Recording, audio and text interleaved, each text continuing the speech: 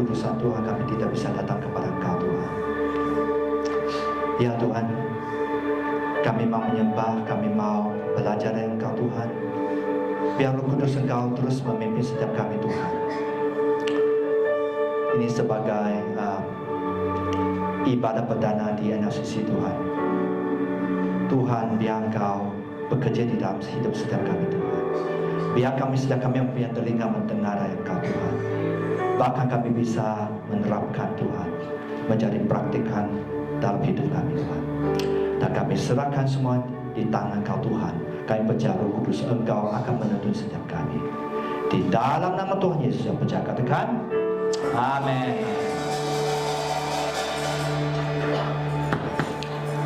Welcome everyone, selamat datang beribadah untuk tahun ini, ya. New Year, Happy New Year untuk setiap anda.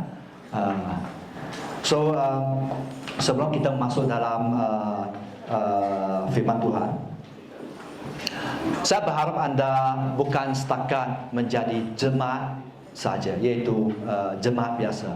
Tapi mari kita mempunyai kerinduan untuk menjadi pasukan Kristus, karena itu sangat penting. Jemaat berarti jangan letak dulu ya. Jemaat berarti apa? Jemaat biasa berarti pasif. Karena kita sangat tahu bahwa kalau kita hanya menjadi jemaat, kita biasa hanya mendengar. Tapi apakah kita mempraktikkan itu? Tapi mari kita mempunyai mentalitas yang berbeda, di mana kita rindu menjadi pasukan Kristus, ya, yaitu Laskar Kristus, di mana kita akan menghidupi firman-Nya. Karena ini tahun yang baru, dan setiap tahun yang baru ada permulaan yang baru, ada berkat yang baru, ada panggilan yang baru dalam hidup anda. Dan saya berharap anda bisa memulakan sesuatu chapter yang baru dalam tahun ini, ya. 2026 menjadi tahun yang baru, ya. Mari kita katakan kepada jiran anda, this is a new year. This is a new year. Ya, you are blessed. You are blessed with a new blessing. Anda diberkati dengan berkat yang baru, ya. Anda diberkati dengan berkat yang baru. Oke. So sebelum kita masuk dalam tema tahun ini, masih ingat visi CSD? Mempersiapkan umat menjadi pasukan Kristus yang rela membayar harga. Ini sangat berbeda dengan jemaat, ya. Posisi kita sebagai jemaat, ya. Tapi kita mau menjadi pasukan Kristus yang rela. Rela artinya di mana anda tak akan dipaksa. Contoh, Tuhan sediakan sesuatu dalam tahun ini. Apakah berkat, apakah pekerjaan dan sebagainya. Tapi kalau kita tidak rela membayar harga, apakah itu akan terjadi? Anda harus tanya tentang hal itu, ya. So Tuhan mau kita menjadi pasukan Kristus yang rela membayar harga, ya. Sangat penting untuk setiap kita. Next. So tema untuk tahun ini, ya, tentang kecapi pengabdian, ya. Heart of servanthood. Be a servant, the servant of the Lord. Menjadi abdi Tuhan, menjadi hamba Tuhan. Setiap kita, bukan kerana anda dipanggil sebagai full time atau pendeta atau sebagainya, tapi Tuhan mahu kita mengabdikan hidup kita untuk Dia. Heart of servanthood, kecapi pengabdian, ya. Oke, so mari kita lihat firman yang pertama, ya. Ini firman utama untuk tahun ini. Saya berharap anda bisa meresapi. Kan tidak ada gunanya kalau kita hanya mendengar saja, tapi kita tidak meresapi. Kan kalau kita memahami, last year kita belajar tentang divine multiplication, multiplikasi ilahi. Ini adalah outcome. Tapi tahun ini mari kita memposisikan hati kita. Kan kalau kita mempunyai hati hamba, kita rela mengabdikan hidup kita, anda akan melihat sesuatu yang sangat besar dalam hidup anda, ya. So mari kita saya baca saja, ya. Lukas 17 ayat 7. Siapa di antara kamu yang mempunyai seorang hamba yang membajak dan menggembalakan ternak baginya akan berkata kepada hamba itu setelah ia pulang dari ladang, mari segera makan. Siapa akan kata begitu? Kalau anda tuan, ya. Bukankah sebaliknya Tuhan akan berkata kepada hambanya, sediakan makan untukku, ya. Ini posisi satu ya Tuhan, satu ya hamba. Tuhan kata, sediakan makanan untukku, ikatlah pinggangmu, layani aku sampai selesai aku makan dan minum. Dan sesudah itu engkau boleh makan dan minum. Ya. So ini sangat penting, mari kita menangkap ya. Ayat 9. Adakah ia berterima kasih? Maksud, apakah Tuhan akan berterima kasih kepada hamba itu? Karena hamba itu telah melakukan apa yang ditugas kepadanya. So siapa percaya bahawa Tuhan akan kata, thank you very much. Kan? Kalau kita lihat bahagian dunia, kalau kita melayani, orang seharusnya katakan thank you. Orang memberi, kita harus katakan thank you. Ya. Tapi di sini, kalau kita tahu posisi antara Tuhan dan kita, sebenarnya, mari kita menangkap itu. Sangat penting sebenarnya. Next. Dan ayat sebelum mari kita baca bersama. 2, 3. Demikian juga kamu, apabila kamu telah melakukan segala sesuatu yang tugaskan kepadamu, hendakkah kamu berkata, kami adalah hamba-hamba yang tidak berguna. Kami hanya melakukan apa yang harus kami lakukan. Ya. So sangat sederhana di mana kamu telah melakukan segala sesuatu yang ditugaskan. Ditugaskan artinya Anda diperintah, dibagi perintah untuk melakukan, ya. Dan Anda hanya taati perintah itu saja sebenarnya. Ya. Kami seterusnya di sini kata kamu ada hamba-hamba yang tidak berguna. Arti apa? Kami tidak patut menerima ucapan terima kasih apapun. Kerana itulah kewajiban kita. Nah, bayangkan ada kala kita tak bisa membayangkan. Kenapa? Kita ingat Tuhan penuh dan kasih dan sebagainya. Tuhan sebenarnya kita expect di mana Tuhan memberkati hidup kita. Di mana itulah kerinduan Dia. Tapi tanpa sadar kita ingat bahawa itu sesuatu yang datang dengan gratis dan sebagainya. Di sini mari kita bisa menangkap, kami hanya melakukan apa yang kami harus lakukan. Artinya itu kewajiban, itu tugas kita, ya. Itu kewajiban. Bahasa Inggris kata we are worthless servant. Mungkin Anda akan mencabar bahawa tak masuk akal. Tak masuk akal di mana? Apakah saya ada pilihan, ya? Di sini siapa percaya bahawa Anda mempunyai pilihan? Angkat tangan. Jangan takut. Kamu percaya kamu mempunyai pilihan? Karena Anda dan saya bukan robot, kan? Kita robot bisa dikontrol. Ya, of course dengan kalau ada sesuatu yang tidak baik, ya mungkin tak bisa kontrol. Tapi secara sederhana robot bisa dikontrol. Tapi kita bukan robot.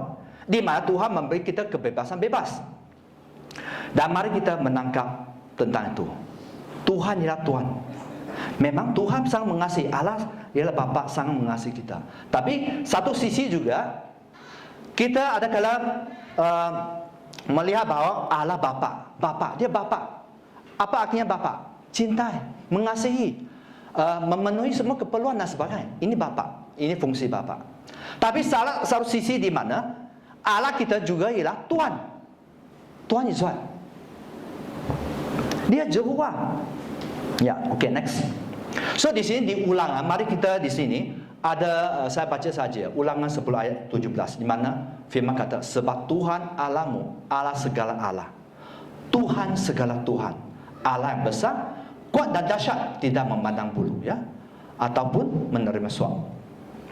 Dan Tuhan kita, ya, memang Dia Bapa yang membela hak anak yatim dan janda dan menunjukkan kasihnya kepada orang asing dengan memberikan kepada makanan dan pakaian. Tapi di sini kalau kita melihat kata asal, ya, dalam bahasa Ibrani, Tuhan di sini berbicara tentang Yehova yang satu yang ada, ya. Ya, ini dipanggil oleh bangsa Israel. Tuhan di sini ialah Yehova. Kedua, Allah, segala Allah. Di sini Allah berarti apa? Elohim. Maksud bahawa Dia pencipta kita. So oleh itu, kalau kita hanya membaca saja, mungkin kita tak bisa menangkap. Tapi kalau kita melihat kata asal itu, dan saya mau fokus menekan untuk bahagian ketiga, yaitu Tuhan. Tuhan segala Tuhan. So di sini, apakah arti Tuhan? Kata asal itu, yaitu Adonai. Ya, Adonai berarti Lord, He is Lord, He is a master. Master. Maksud dia Tuhan. Tuhan itu Tuhan. So satu sisi di mana Tuhan ya Bapa yang sangat baik, sangat mengasihi. Tapi salah satu sisi ialah Tuhan, dia adalah Tuhan, Tuhan. Dia Tuhan kita. Dia pemilik hidup kita. Nah, kalau anda tahu bahwa dia pemilik hidup kita, apakah kita perlu taati dia? Nah, saya share di sini bukan anda saya, tapi saya juga harus, kerana dia Tuhan. Dia Tuhan segala Tuhan. Artinya dia Tuhan segala Tuhan. So di sini sangat penting, kalau kita menjadikan Tuhan Tuhan kita, saya percaya anda akan melihat keberhasilan dalam hidup anda. Kerana apa? Kerana kalau Tuhan berarti apa? Kita selalu akan patut, kita selalu akan mengikuti perintah dia, kan? Di office siapa tuanmu? Bos lah. Bayangkan kalau anda tidak mengikuti bos anda. Di dalam keluarga siapa tuanmu? Wah, susah, berat untuk anak. Bapak, ibu, dia tuan. So kita harus memahami satu contoh dalam bahagian keluarga, ya, bapak ya tuan, bapak yang baik. Biasanya dia memang bapa yang baik. Tapi satu bahagian juga dia juga tuan, di mana kita juga harus menerima perintah dia. So di sini saya berharap anda bisa menangkap ya, untuk tema tahun ini, pengabdian itu not easy, tidak gampang ya. Tapi saya tanya saja, anda mau hidup anda diberkati? Siapa mau? Angkat tangan. Tapi seperti belum semua. Memang mungkin 70% saja. Siapa mau hidup diberkati? Angkat tangan. Tuhan Allah Tuhanmu. Percaya tak? Dia Tuhan kita ya. So ini sangat penting ya. So kalau kita bisa meresap, saya percaya, karena kalau kita mengabdi hidup kita kepada Tuhan kita, saya percaya banyak hal akan terjadi dalam hidup anda. Banyak perubahan yang baik maksud saya. Tapi kalau kita tidak mau mengabdi, tadi saya ada share bahwa anda dan saya ialah manusia, diberi pilihan bebas, tidak dipaksa. Kalau kita tidak mentaati perintah Tuhan dan firman Tuhan, kita akan apa? Menerima outcome, akibat yang mungkin negatif, ya. So di sini next yaitu tentang pengabdian ya. Ya, pengabdian ya. So di sini mari kita baca bersama 2-3 1 Samuel 15:22. 2-3. Tetapi jawab Samuel, apakah Tuhan itu berkenan kepada korban bakaran dan korban sembelihan sama seperti kepada mendengar suara Tuhan? Sesungguhnya mendengarkan lebih baik daripada korban sembelihan, memperhatikan lebih baik daripada lebah jantan. Seterusnya, next. Sebab pengduhakan ada sama seperti dosa bertenung dan kedegilan, ada sama seperti menyembah berhala dan bertarfil. Kerana engkau telah menolak firman Tuhan, maka ia telah menolak engkau menjadi sebagai raja. Ini satu akibat yang sangat sedih, di mana Raja Saul tidak bisa tunggu. Mungkin dia berlagak bahawa dia ialah nabi, di mana dia membakar korban. Itu sebenarnya harus dilakukan oleh Nabi Samuel. Di sini apa yang terjadi? Kerana dia apa? Kita lihat ayat 23 dulu ya. Di sini apa yang Saul lakukan? Penduhakan adalah sama seperti dosa bertenun. Artinya pemberontakan engkau ya terhadap Tuhan sama jahatnya seperti melakukan sihir. So kalau kita memahami, sebenarnya saya pernah share juga ya, ini bahagian pemberontakan sebenarnya seperti kita sama jahat seperti melakukan sihir. Bayangkan, di mata Tuhan, bukan yang mata manusia, bukan sesiapa yang kata, tapi firman ini menyatakan pemberontakan itu seperti orang sejahat melakukan siul. Next dia kata, kedegilan adalah sama seperti menyembah berhala dan terafim. Artinya apa? Kedegilan berarti kita sombong. Sombong ialah hati yang sombong sama jahat seperti menyembah berhala, menyembah dewa-dewa lain. So, saya berharap anda bisa menangkap itu, ya. Sebelum kita masuk dalam ayat 22, mari kita refleksi. Jangan lihat orang lain, refleksi. Tahun ini Tuhan memberi sesuatu yang baru, menyediakan sesuatu yang baru. Apakah anda mau memberontak atau mentaati? Ataupun anda mau berlagak sombong atau mempunyai kerendahan hati? Anda pilih. Dan memang ada akibatnya. Jangan lihat orang lain. Kan orang lain tak akan mengimpact kepada hidup anda. Kalau dia berlagak yang jahat, ya dia akan menerima akibat itu. Mari kita selidik hidup kita. So di sini sesungguhnya, ya ayat 20 kata, sesungguhnya mendengar lebih baik daripada korban sembelihan. Memperhatikan lebih baik daripada membakar korban. Maksud kita harus memperhatikan firman Tuhan dengan teliti.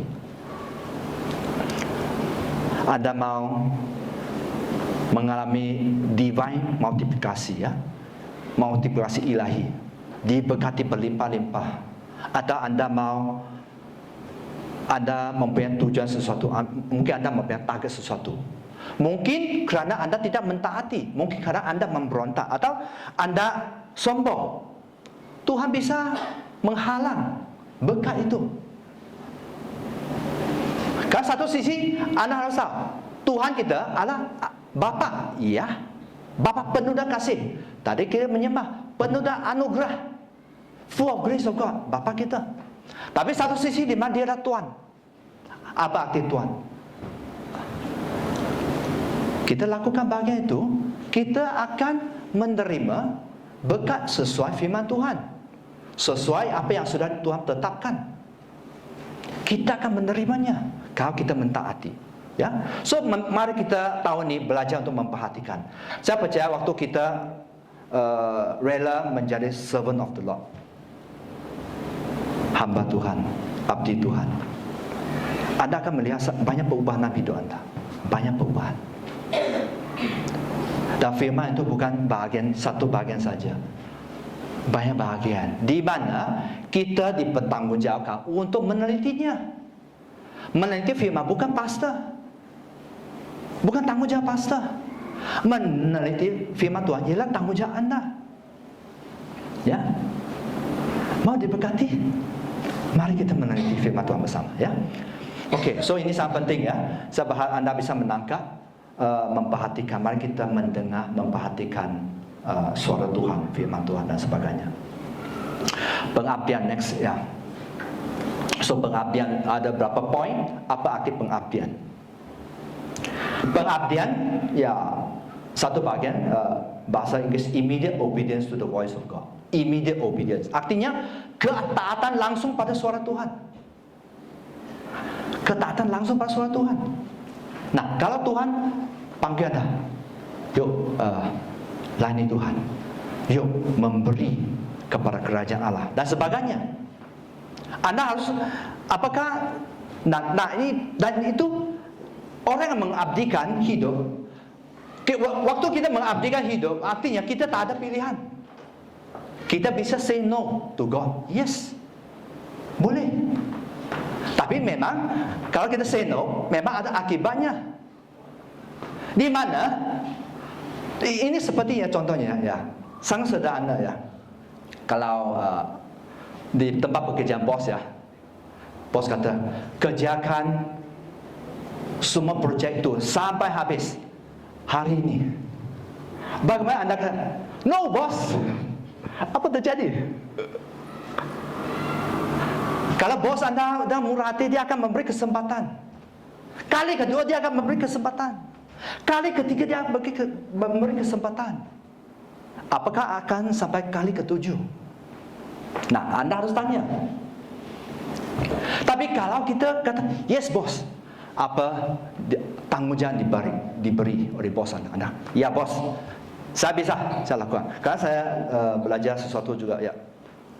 Ini seorang yang sangat, saya ingat dia bukan anak Tuhan, tapi setiap kali bos bagi dia, ini sales target 10 juta, lakukan.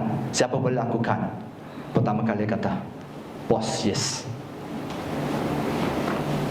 Bukan kerana dia kata, bukan kerana dia bisa, tapi dia percaya. Lepas kita katakan, ya, saya percaya Tuhan akan memberi hikmat, atau bos akan menolong, atau teman lain akan menolong. Kan sering kita kan, waktu Tuhan berbicara kita tak, no bos, memberi, memberi. Terutama kalau kita dompet masih tebal, ya no problem. Kita ada 200 ribu, 300 ribu, no problem ya, memberi, okay. Tapi waktu kita dompet hanya 2 ringgit, memberi semua. Siapa akan memberi semua? Angkat tangan. Nah, ini berbicara tentang bagaimana kita bisa mentaati, taat langsung kepada suara Tuhan. Bukan satu hari, tapi kita harus taat dalam perkara yang kecil. Kita sudah belajar sebenarnya. Dan sebenarnya saya percaya Anda sudah menerima banyak firman Tuhan. Hanya apakah Anda menerap, Anda mengaplikasikan dalam hidup Anda? Ya. Pengabdian berbicara tentang waktu Tuhan berbicara, Anda taat langsung kepada perintah dia, suara dia. Dan seperti Yesus kata, not my will but your will. Bukan kehendakku tapi kehendakmu. Waktu sebelum Yesus harus berjalan dalam perjalanan ke kayu salib, disalibkannya, dia juga bergumul, tapi akhirnya dia kata, not my will, bukan kehendakku tapi kehendakmu. Pengabdian berbicara tentang kehendak Anda atau kehendak Tuhan. Pengabdian berbicara tentang kehendak Tuhan. Sebab Anda tahu, saya juga tahu. Tapi apakah kita melakukan itu? Karena semua itu ada konsekuensinya. Apakah kita rela melakukan kehendak Tuhan? Pengabdian berbicara tentang full surrender, penyerahan total kepada Tuhan. Penyerahan total artinya selalu kata ya Tuhan.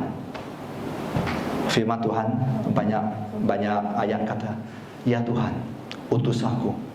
Ya Tuhan. Full surrender, pengabdian. Kalau kita belum bisa mengabdikan hidup kita, apakah Tuhan akan mempercayakan yang sangat precious, sangat berharga kepada anda?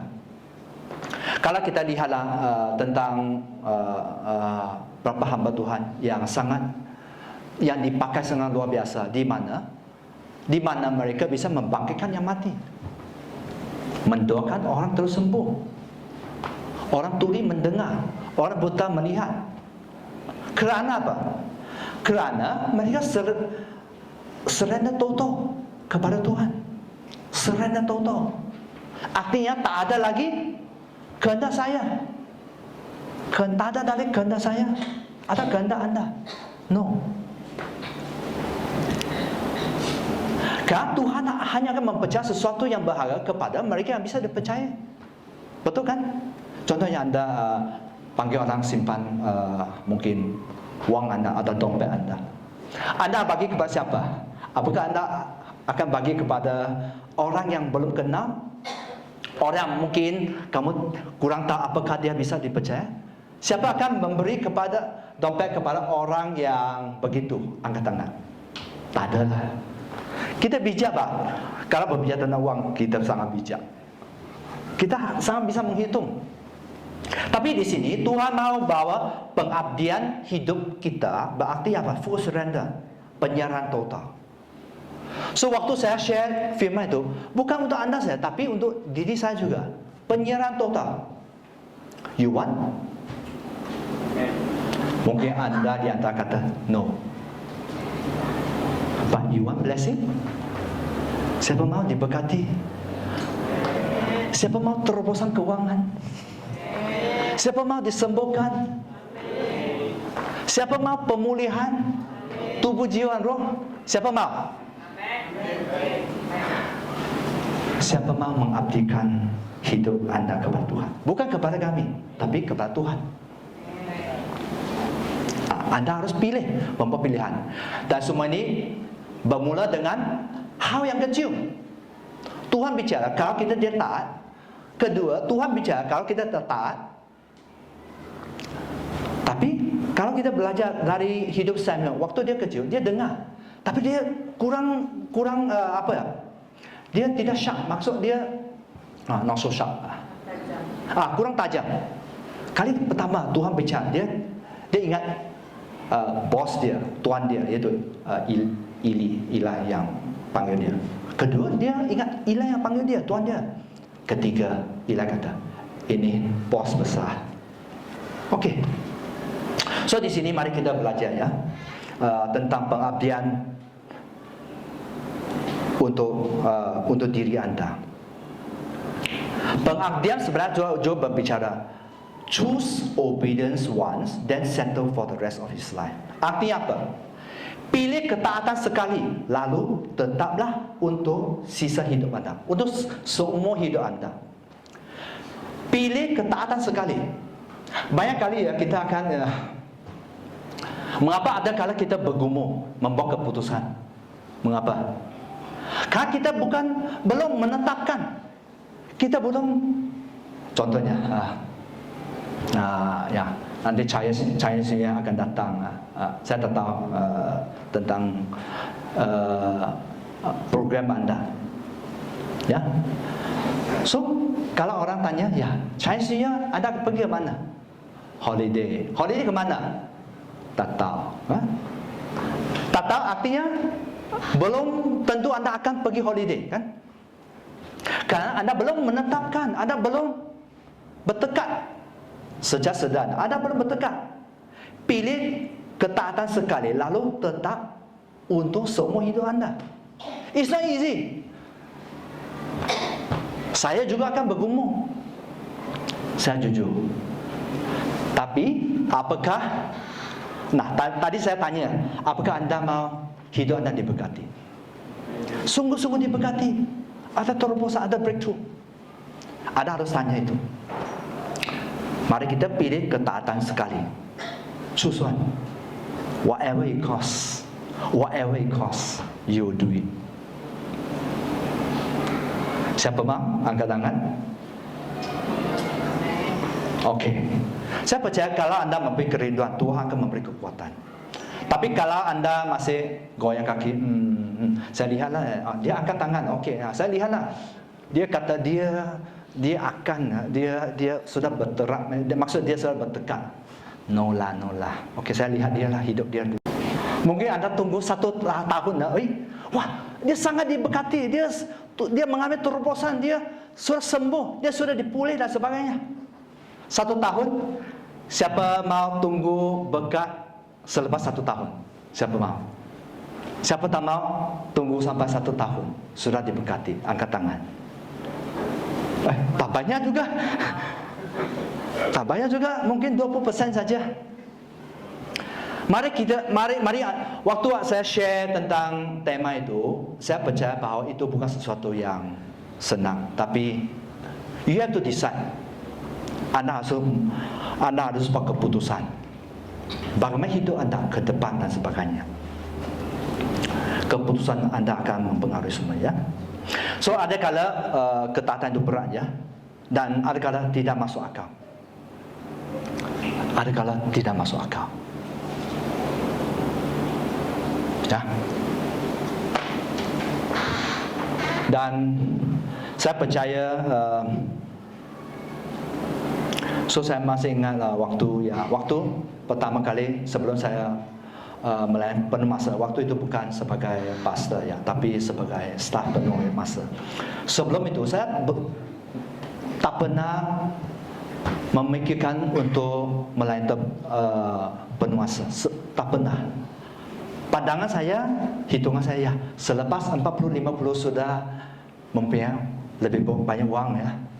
Okeylah, nanti boleh dipertimbang. Boleh dipertimbangkan, maksud belum jadi. Tapi Tuhan ada caranya di mana Tuhan akan apa? Tuhan akan, kalau kita memberontak, akan ada banyak hal ya bisa terjadi. Anda akan diproses habis-habisan. No. Ada kata kita no. Tapi Anda akan diproses habisan, dikikis habisan. Nah, sampai sekarang juga ya ada bagian tertentu. So di mana ketaatan itu sebenarnya berat dan kadang tidak masuk akal.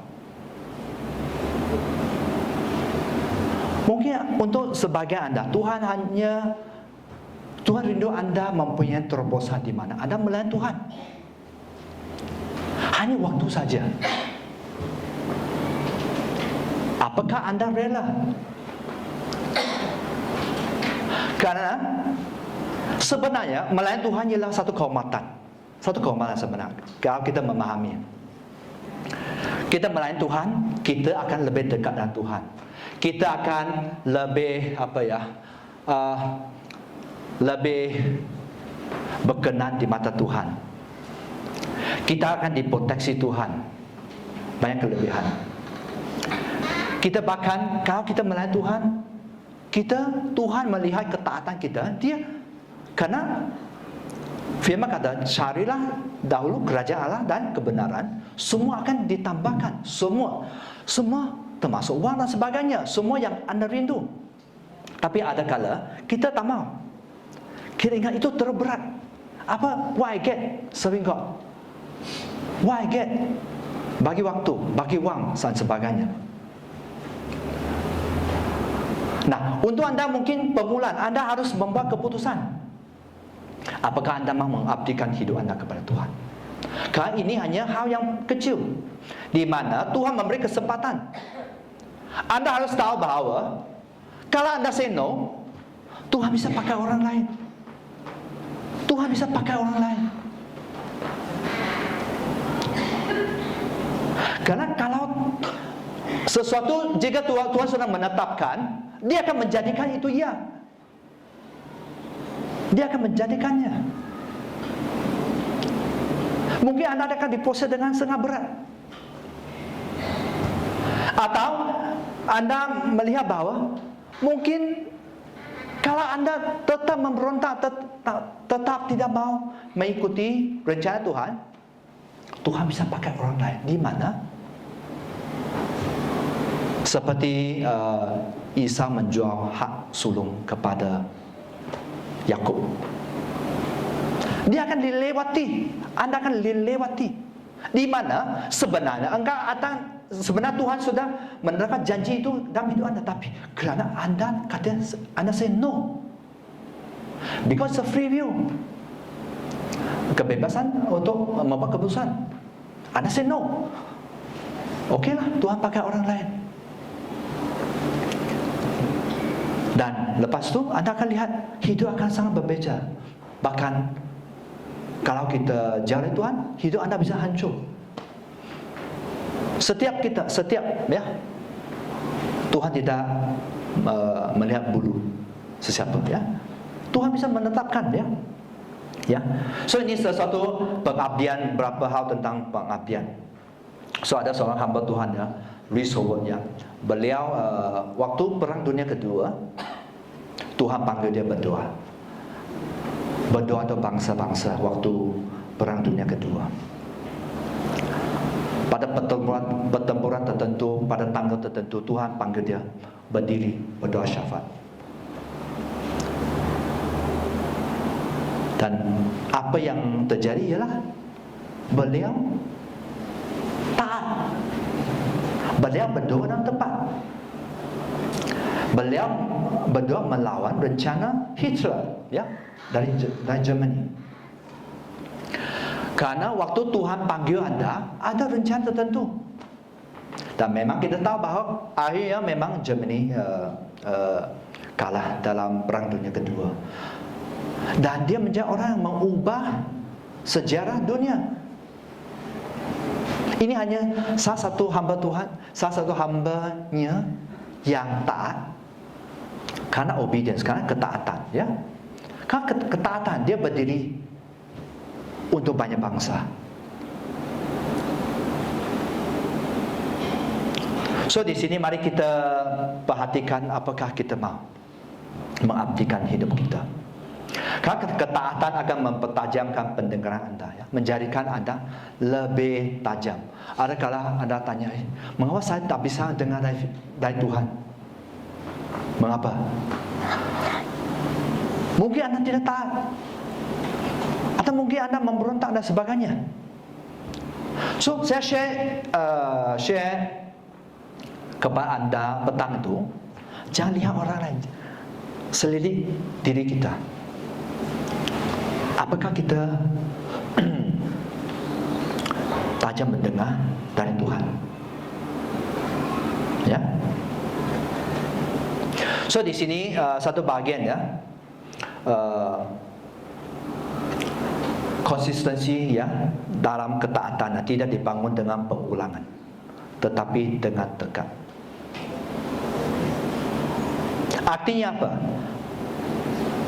Kita sudah mengabdikan hidup kita, kita tidak lagi bernegosiasi dengan Tuhan, tetapi kita dah memutuskan untuk mengikuti Tuhan Yesus.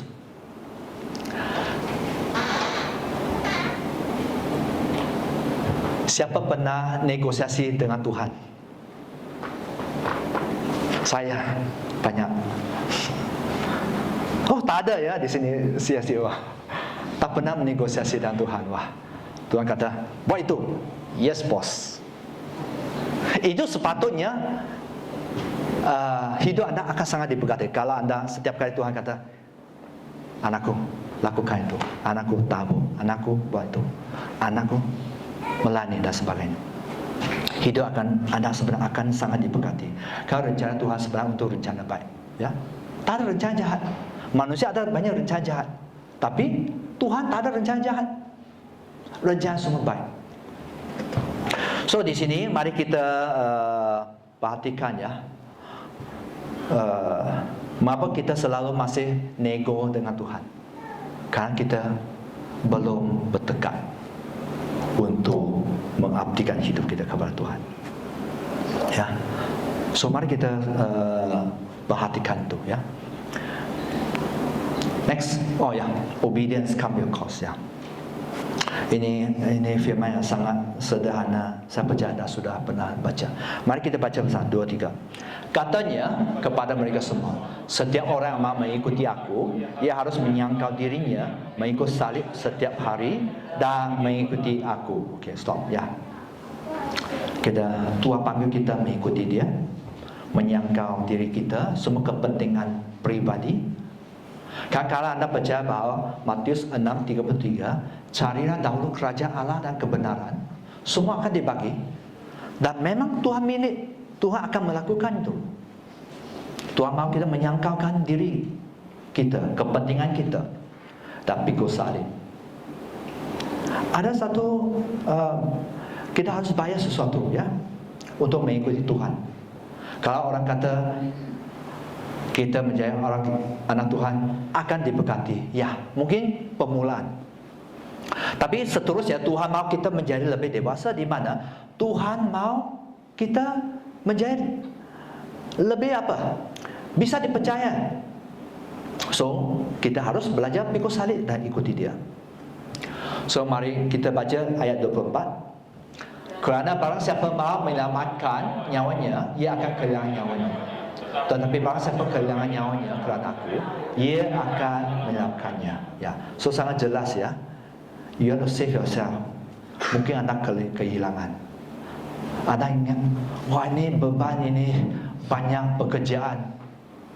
Mungkin anda akan, in the end, anda akan hilang nyawa anda. Ini dikatakan dalam firman. Next, ayat 25, sorry. Apa gunanya? Mari kita baca. Apa gunanya seorang memperoleh seluruh dunia, tetapi ia membinasakan atau merugikan diri sendiri? Okey, mari kita semua. Apa guna kita memperoleh seluruh dunia dan ia membinasakan dan merugikan? Kalau orang dunia ingat bahawa ini make no sense. Orang dunia. So, ada harus tanya ya. Kalau ikut Tuhan, make sense or not?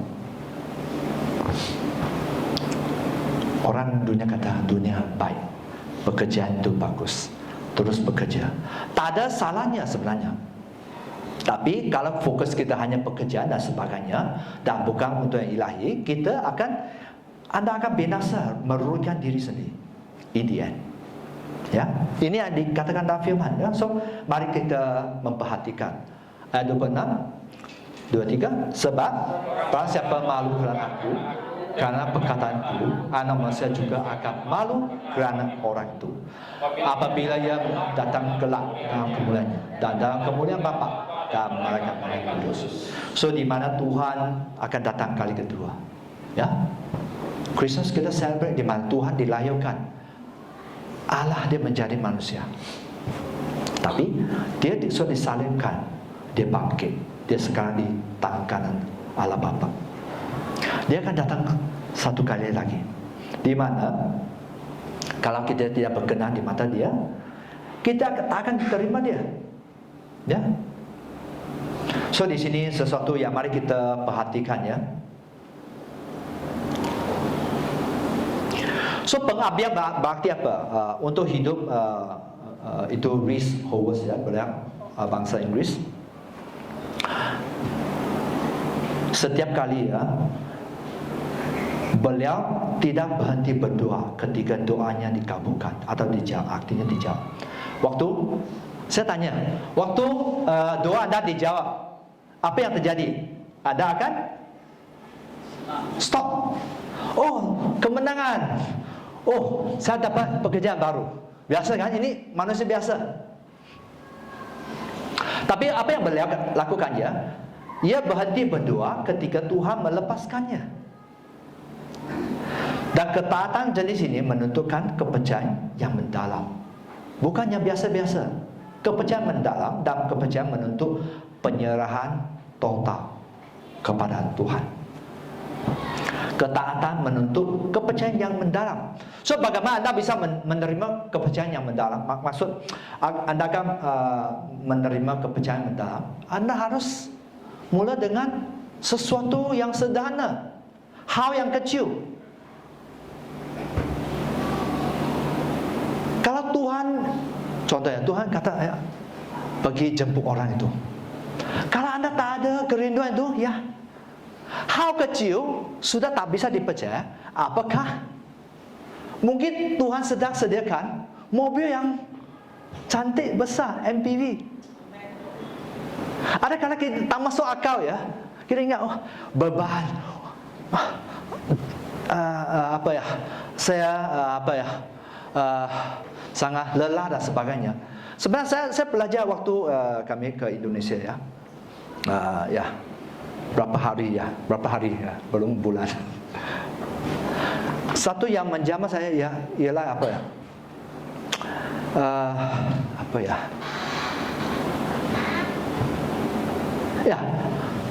waktu kita rasa lelah ya, setiap hari lelah ya, sebenarnya something wrong with us. Mungkin apa? Mungkin karena anda terlalu banyak melihat YouTube. Bukan YouTube yang kudus. Ataupun mungkin anda ada bahagian di mana anda mesti dipulihkan. Saya bukan tembak orang ya. Saya harap anda ini bukan tujuan saya. Ada kala saya juga rasa begitu lelah, lagi harus keluar lagi dan sebagainya. Saya lebih enjoy di rumah sebenarnya. Tapi ada kala berapa kali yang saya tes ialah kalau saya melayani orang lain, saya diberkati. Mungkin bukan bahagian dompet, tapi diberkati bahagian yang lain. So sebenarnya ada sesuatu yang salah dalam hidup kita waktu kita lelah. Anda harus tanya Tuhan, which part? Mungkin Anda ada paksa. Kalau sesuatu yang terjadi tak akan hanya terjadi tanpa dipaksa. Contohnya, Anda mau rumah, harus paksa kan? Anda harus paksa kerja lebih banyak, OT lebih banyak. Anda harus membayar dengan doa. Mungkin doa keliling. Anda mungkin harus membayar dengan menabung dalam kerajaan Allah. Sebenarnya itu sebab Anda harus memahami ya, kalau Anda mau terobosan hidup diberkati dan sebagainya, terobosan dalam hal-hal yang mungkin Anda tak mau share, mungkin Anda harus tanya, what have I missed? Apa yang sudah saya tidak, apa yang saya belum lakukan? Kerana sesuatu ada harganya. Anda mau rumah baru, ada harganya, Anda harus bayar. Anda mau mobil baru, harus ada harganya. Itu oleh itu petang ini saya berharap Anda selidik.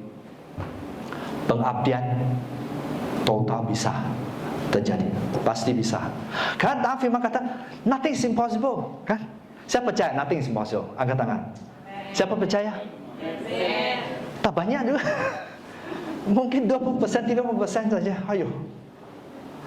So kalau Anda tidak percaya nothing is impossible with God, so apa yang terjadi? So mungkin itu sebab Anda mungkin saya berharap Anda apa? Yang kecil hati ya. Mungkin Anda hanya jemaah saja, Anda belum menjadi pasukan Tuhan. Anda harus belajar apa? Upgrade ya, tahun-tahun baru, kesempatan baru Tuhan bagi. Apa respon Anda? Apa respon Anda? Ya. So tanya Tuhan ya.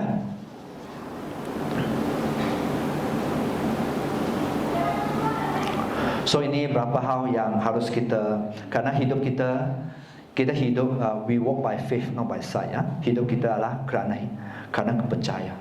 Kerana percaya kepada firman, kerana percaya kepada Tuhan Yesus, bukan percaya kepada manusia atau situasi atau keadaan.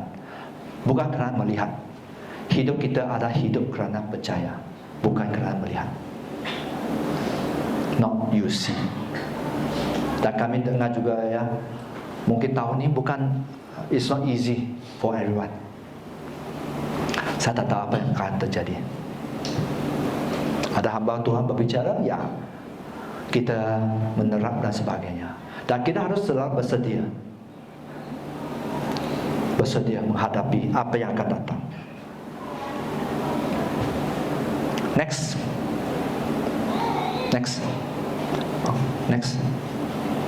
Okey, ya, pengabdian sederhana. Pengabdian berarti apa? Sederhana, immediate obedience to the voice of God. Ketaatan langsung pada suara Tuhan. Immediate, langsung, ketaatan langsung.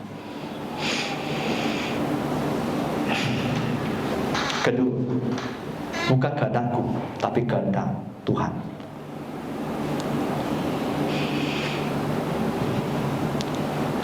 Pengabdian berbicara tentang penyerahan total, ya, penyerahan total. Saudara kata, yes boss. Bukan kepada saya, tapi kepada Tuhan. Kan ada kala bukan pelayanan saja, tapi banyak hal dalam hidup Anda. Anda harus kata yes boss. Yes boss. Boss. Dia akan memberkati Anda, dia akan melindungi Anda, dia akan membuka jalan untuk Anda. So better say yes to boss. Boss besar. Ya, next. Pengabdian berbicara tentang pilih ketaatan sekali, one time. Lalu tetaplah untuk seumur hidup Anda. Pilih satu kali.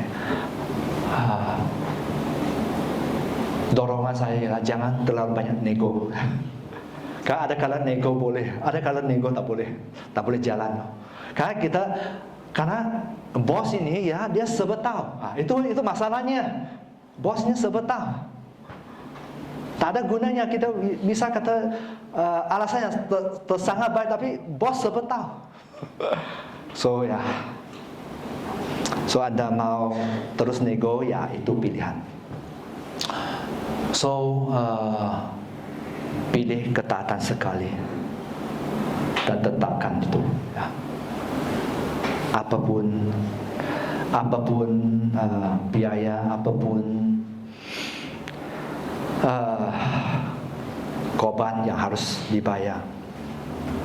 Karena apakah anda percaya Tuhan mempunyai rencana yang baik dalam hidup anda? Siapa percaya? Tuhan mempunyai rencana yang baik.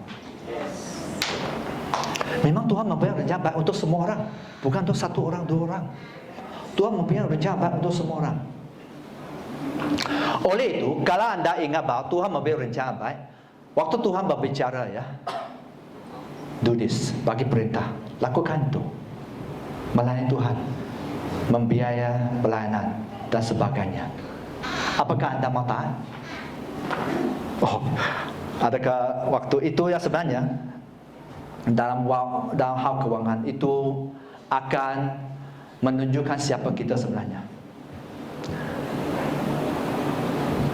Karena dalam bahagian keuangan, mamon itu berbicara mamon. Dan mamon, waktu kita mengejar, kita tak akan mendapatnya kalau bukan dengan Tuhan. Ya, memang mungkin banyak orang kaya ya yang belum kenal Tuhan. Tapi biasanya hidup mereka juga tidak enak. Keluarga, bisnes, keturunan dan sebagainya. Ataupun ya banyak hal ya. Itu tidak menjamin satu bagian. Anda harus tahu ya. Itu tidak menjamin. So lebih baik kita bertekad, buat keputusan. Mungkin anda hari ini belum buat keputusan, it's okay. Tapi jangan tunggu sampai Desember tahun ini anda belum buat keputusan. Sudah terlambat. Mungkin orang sudah one year ahead ya. Sudah sangat diberkati, sudah menerima banyak, sudah menjarah dan sebagainya. Sudah Tuhan buka jalan untuk mereka, baru anda memula.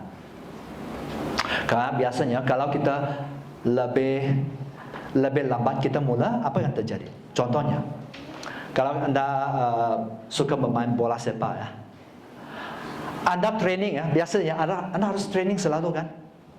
Bagaimana anda pergi bermain bola sepak ya, tidak training selama 3 bulan atau 6 bulan? Apa yang terjadi? Apakah anda akan sepak gol? Tak akan lah. Karena anda belum cakap. Sangat sedar tidak cakap. So anda tidak cakap, memang tak boleh skor gol. So itulah mari kita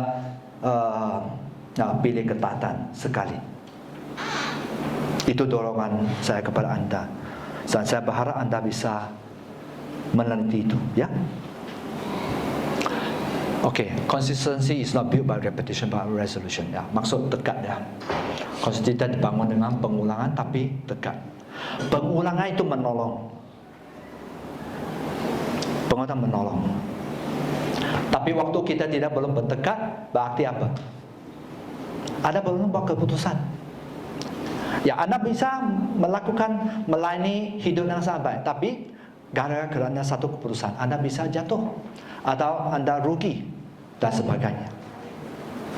Ya, so ini berbicara tentang pengabdian. Okay, next. Okay, so stillness ya.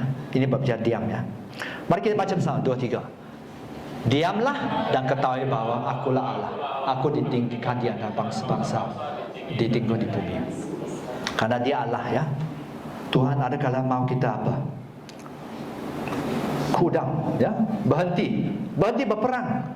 Berhenti berperang dan cara diri kita. Mungkin anda harus guna cara lain. Mungkin anda harus tunggu lebih lama kepada perintah Tuhan. Ya. Akulah Allah di sini berbicara tentang Elohim. Aku Allah, aku Tuhan pencipta anda ya. Alam semesta. Tuhan semesta akan menyertai engkau. Ya, di sini sangat jelas Tuhan semesta akan menyertai kita. Kota benteng kita ialah Allah Yakub. Tuhan pelindung kita, Tuhan penyelamat kita. Tuhan tahu permulaan sampai akhir hidup kita. Ada kala kita harus berdiam mencari Tuhan. Berdiam mencari Tuhan. Ya. So So, bagaimana kita mengabdikan hidup kita kepada Tuhan? Ini ada dua contoh di sini. Sangat sederhana. Saya percaya mungkin anda sudah tahu. Next, yaitu hidup hidup Yosua ya. Di sini saya baca dan Tuhan berbicara kepada Musa dengan berhadapan muka dan muka, ya, seperti seorang berbicara kepada temannya. Kemudian kembali dia ke perkemahan, yaitu Musa. Tetapi abdinya Yosua bin Nun, seorang yang masih muda, tidaklah meninggalkan kemah itu. Bagaimana kita mengabdikan? Di sini Yosua mengabdikan hidup dia kepada Musa. Dialah hamba kepada Musa. Dia penolong kepada Musa, his servant. Seterusnya, maka menjawab Yosua bin Nun yang sejak mudanya menjadi abdi Musa. Moses, ya, satu firman dalam bahasa Inggris kata Moses right hand man, orang tangan kanan kepada Musa. Dia orang paling penting untuk Musa. So, hidup kita ada kadang kita harus rela mengabdikan hidup kita.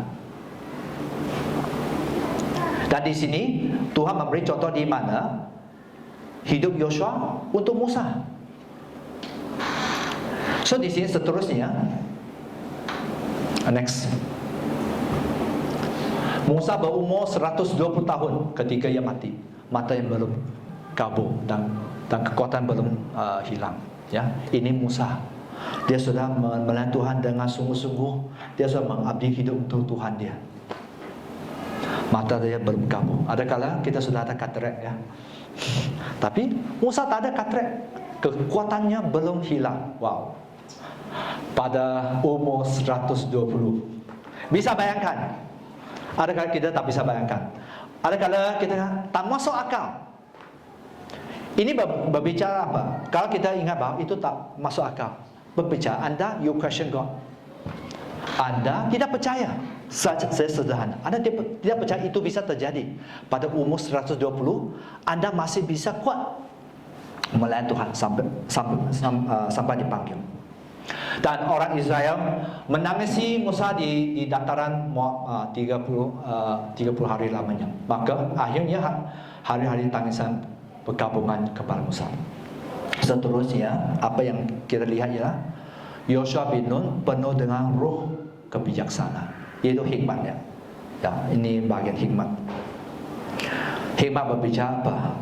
Kita tahu bagaimana react pada situasi tertentu. Setiap situasi kita tahu bereact. Ini bukan berbicara tentang IQ, ya. Bagaimana bijak anda begitu pandai, bukan. Hikmat akan menjamin hidup anda. Seterusnya, sebab Musa telah meletakkan tangannya ke atasnya.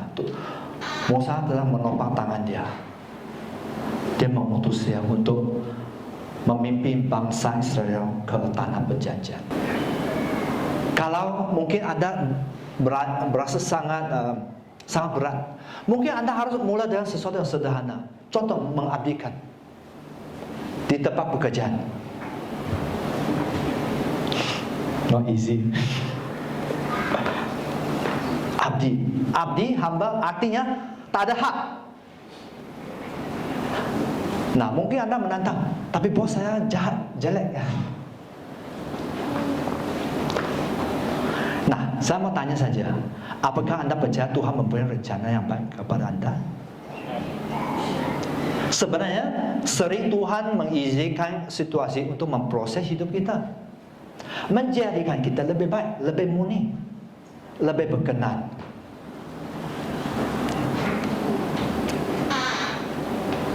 So di sini mari kita belajar sesuatu dari Yosua, di mana dari mudanya dia sudah mengabdikan kepada Musa. Dan kerana itu ketaatan, kesetiaan dia, Musa menopang tangan perintah dia untuk memimpin bangsa Israel ke tanah perjanjian. Ini hidup Yosua, sesuatu yang bisa kita lihat sebenarnya. Kalau kita tak bisa mengabdikan hidup kita dalam pekerjaan, pelayanan dan sebagainya, atau dalam keluarga, So mungkin anda akan bermasalah. Kan manusia ya apa? Manusia selalu suka memberontak. Siapa belum pernah memberontak? Angkat tangan. Biasanya ada. Kan memang bukan anugerah Tuhan, kita sudah apa? Sudah dibuang ke lautan api. Okey, saya percaya ini cukup ya. Mari kita belajar pengabdian kepada Tuhan. Secara sederhana, kita harus belajar mengabdi dalam hidup kita, dalam pekerjaan kita, dalam keluarga kita dan sebagainya. Ya. Next. Ini hidup Elia dan Elisa ya. So mari kita, ini saya ingat firman yang terakhir ya. Mari kita baca bersama 2-3. Setelah Elia pergi dari sana, dia bertemu dengan Elisa bin Safat yang sedang membajak dengan 12 pasang lembu. Sedang ia sendiri mengemudi ke-12. Ketika Elia lalu dari dekat, ia melemparkan jubahnya. Okey, seterusnya kita teruskan. Lalu Elisa meninggalkan lembu itu dan berlari mengikuti Elia. Katanya, biarkanlah aku mencium ayahku dan ibuku dulu, lalu aku akan mengikuti engkau. Jawab kepadanya, baiklah, pulang dahulu dan ingat apa yang telah ku perbuat kepadamu. Okey, stop. Okey. So di sini sebenarnya Elia melemparkan jubahnya. Elia panggil Elisa. Tapi apa respon Elisa? Karena kalau kita melihat tentang hidup Elisa, dia bukan orang yang biasa-biasa. Dia mempunyai banyak lembu, dia mempunyai ladang dan sebagainya. Apakah dia akan mengikut orang yang dia tahu tidak membawa kemajuan dalam hidup dia? Biasa orang, bahkan dia orang yang sangat diberkati juga. Waktu Elia panggil dia, melempar jubah, dia ikut.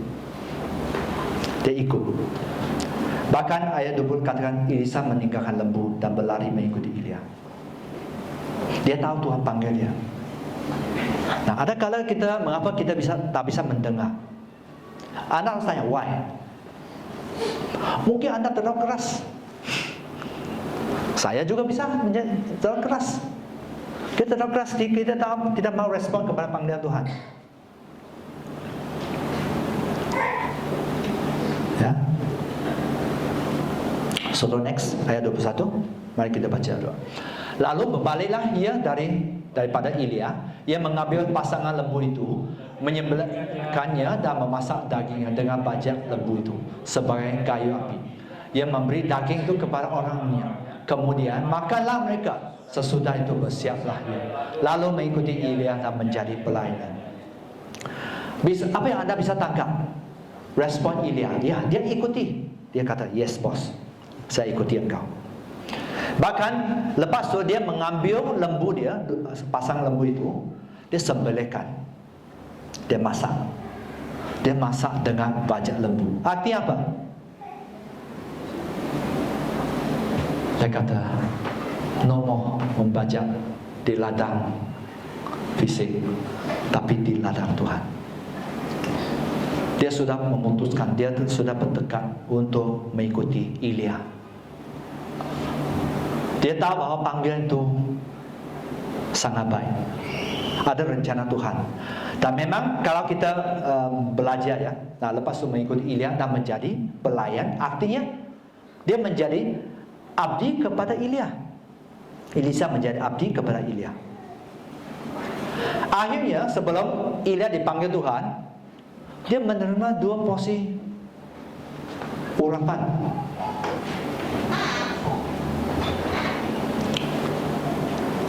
Nah, ini hidup kita di bumi, ada kala kita terlalu banyak tanya-tanya.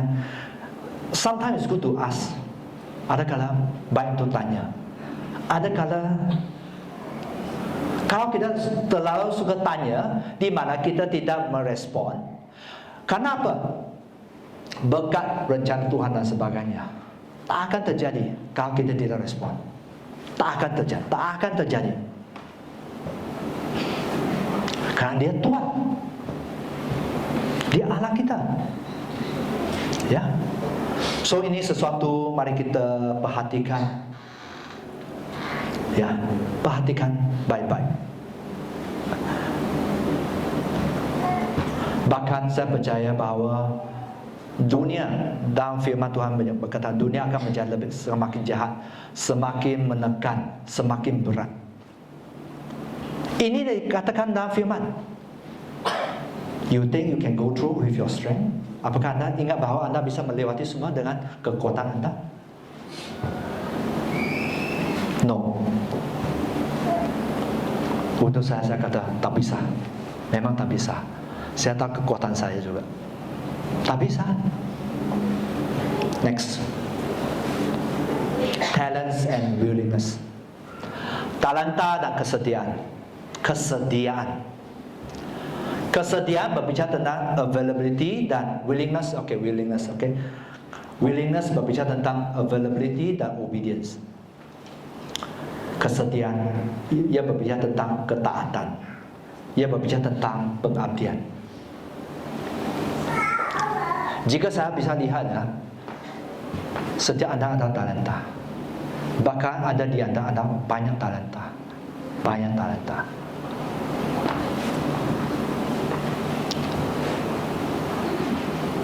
Apakah anda mau talenta anda dipakai Tuhan? Apakah anda bersedia mentaati Tuhan, panggilan Tuhan?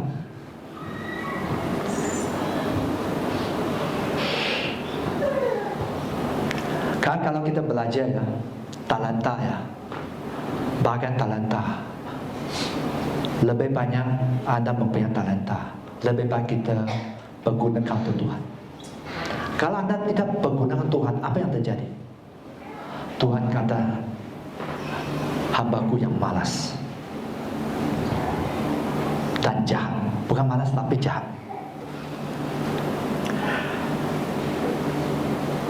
Mari kita mula dengan sesuatu yang baru dalam tahun ini. Mula sesuatu yang baru. Anda tahu anda bertalenta. Anda mau persembahkan talenta kepada Tuhan atau tidak?